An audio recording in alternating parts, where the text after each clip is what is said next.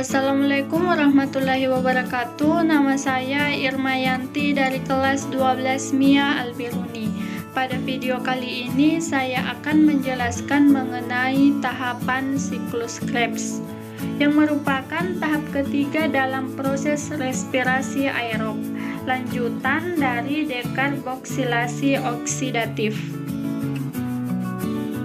Siklus Krebs disebut juga siklus asam sitrat karena produk dalam siklus Krebs menghasilkan senyawa berupa asam sitrat.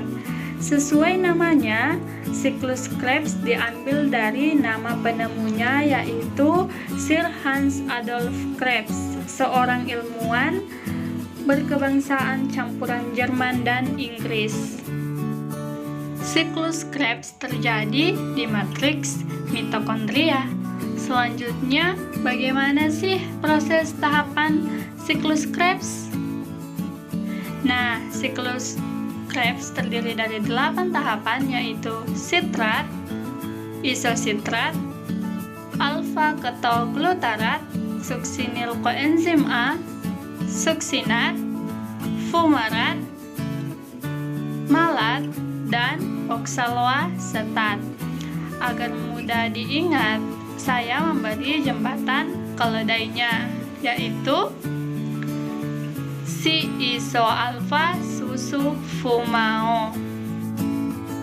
Mari kita bahas satu per satu.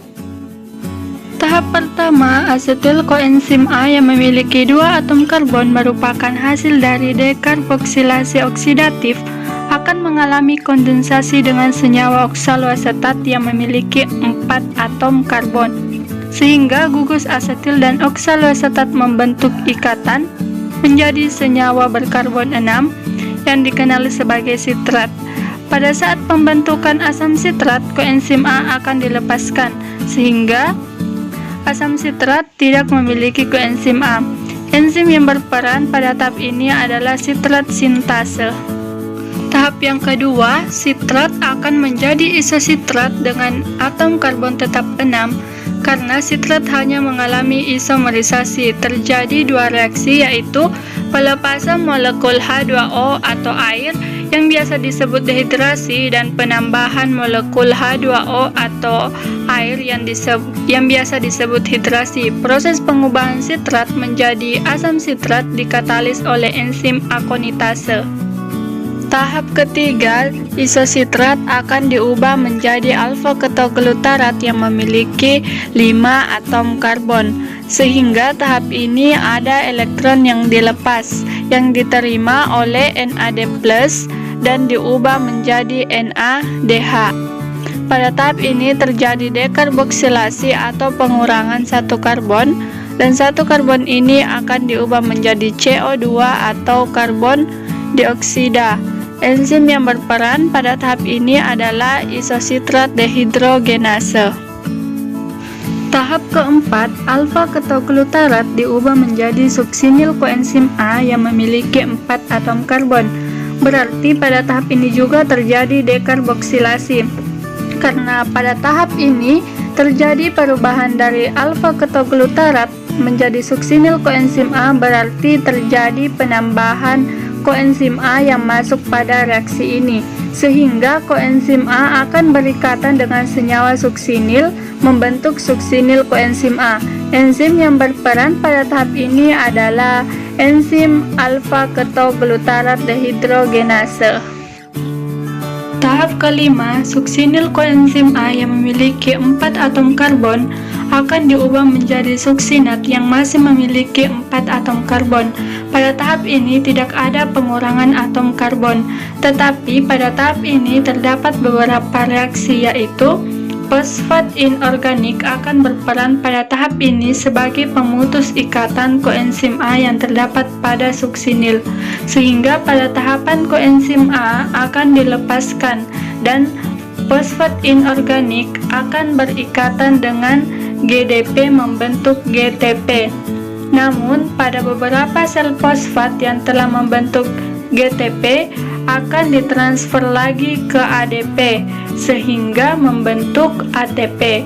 Baik Baik GTP atau ATP, keduanya memiliki energi yang setara.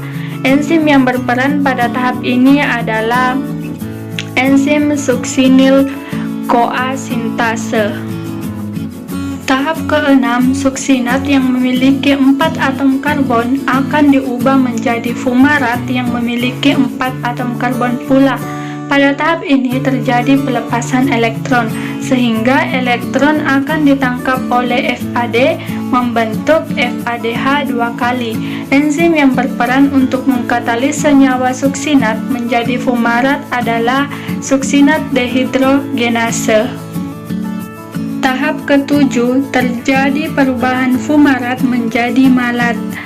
Enzim yang berperan pada tahap ini adalah fumarase.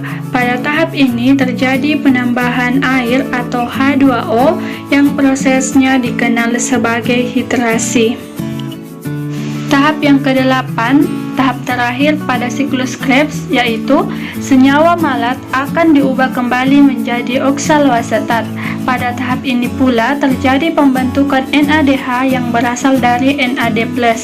Enzim yang berperan pada tahap ini adalah malat dehidrogenase.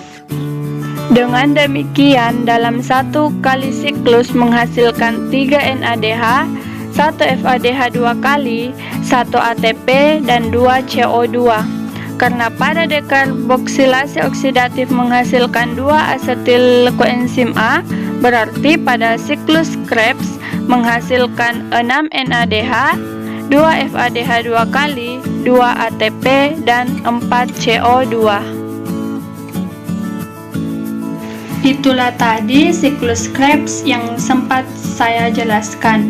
Mohon maaf apabila terdapat kesalahan kata, kekurangan. Terima kasih. Wassalamualaikum warahmatullahi wabarakatuh.